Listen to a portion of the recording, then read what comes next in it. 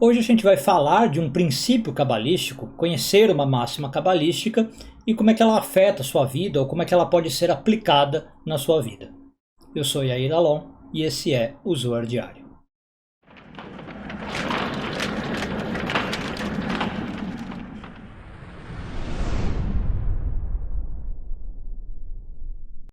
Essa semana continuamos a ler as porções de Ahareimot e Kedoshim. Eu estou focando nas porções de Ahareimot, né, das duas, e estou focando nos parágrafos 84 e 85 do Zohar, oitavo ano de leitura. Essa semana continuamos a ler as porções de Ahareimot e Kedoshim. Eu estou pegando os parágrafos de Ahareimot, estou focando nos parágrafos 84 e 85 do Zohar, oitavo ano de leitura. Bom, o princípio cabalístico que eu falei antes da vinheta é um princípio que diz o seguinte: você está onde a sua mente está. O princípio é esse. Vamos começar vendo o que ele significa num nível mais literal, num nível mais básico, não literal, nível mais básico, mundano, e depois a gente vai para o mais espiritual. Então, você está onde a sua mente está é o seguinte: você não está onde você está fisicamente, não importa onde o seu corpo está. Importa onde você está concentrado mentalmente. Exemplo básico que a Kabbalah dá. Pessoa que está trabalhando, e está pensando nas férias, está pensando no descanso. Então ela está lá no escritório trabalhando, aí ela fala assim: nossa, como eu queria estar na praia. Na verdade, ela não está no escritório. Ou metade dela está no escritório. Ela está na praia, pensando na praia. Aí, por outro lado, quando ela está na praia, ela fica preocupada com tudo que ela deixou no escritório para fazer. Ai, meu Deus, eu deixei lá no escritório os relatórios para fazer, as tabelas de Excel para preencher, as contas para pagar, não sei o que, papapá. Então, ela também não está na praia, percebe? Ela está com o corpo na praia, mas a mente dela está no escritório. Então, você está onde a sua mente está. Para Kabbalah, essa pessoa, por exemplo, ela não está nem vivendo direito, porque quando ela está no escritório, a mente dela está na praia, ela queria descansar. E quando ela está na praia, a mente dela está no escritório, tá?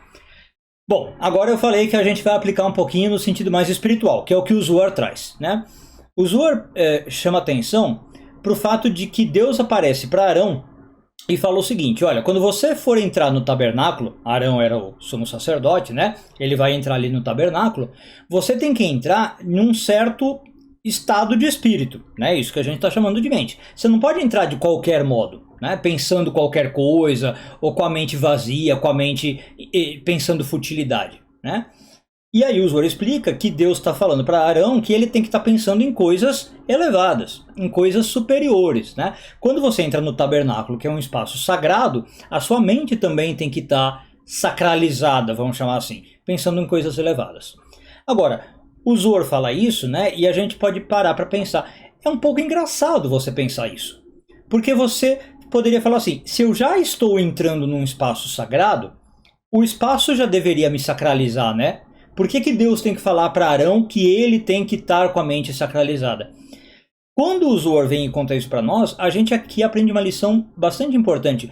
Não é o espaço que me sacraliza. Se Deus tem que fazer esse alerta para Arão, é porque na verdade o espaço é sagrado, mas Arão podia entrar lá, digamos, pensando besteira.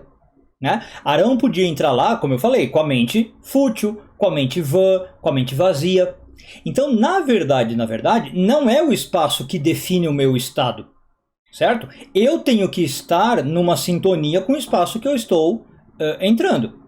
Então é aquela coisa: eu posso entrar num recinto sagrado e minha mente não está sintonizada com aquilo. Eu posso entrar num lugar e estar totalmente desconectado com aquele lugar, para o bem e para o mal. Do que eu estou falando? Para o outro lado também funciona. Às vezes as pessoas acham que, por exemplo, porque eu estou num lugar negativo, num lugar de negatividade, eu vou ser influenciado para a negatividade. Não necessariamente. Você vai ser influenciado para negatividade se sua mente estiver pensando em negatividade. Se você estiver num lugar de negatividade e sua mente estiver elevada, você vai estar elevado. Não é o lugar que vai te fazer negativo. Você vai, vamos falar em termos de espiritualidade, claro, pecar se você estiver pensando em pecado. Não importa o espaço. Você pode estar no lugar mais sagrado do mundo, mais santo do mundo. Se você pensar em pecar, você vai pecar. porque a sua mente está conectada com o pecado. E o espaço sagrado não vai te proteger, percebe? O espaço sagrado não vai servir para nada. Você pode estar, vamos dizer, no meio de Jerusalém, perto do Muro das Lamentações, ou naquela época no templo.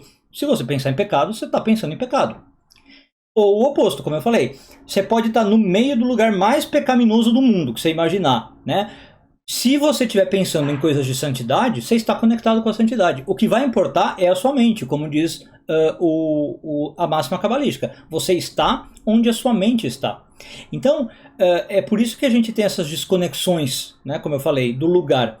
Porque é a sua mente que vai definir a coisa. Né? Isso vai em todos os níveis. Então eu falei do trabalho da praia, né? Eu falei da espiritualidade, ou em pequenas outras coisas, que às vezes até chega a criar umas situações cômicas, como por exemplo, as pessoas que às vezes riem numa situação que não pode, né? É uma situação séria e às vezes a pessoa começa a rir. Tem casos que a pessoa ri de nervoso, né? A gente sabe disso.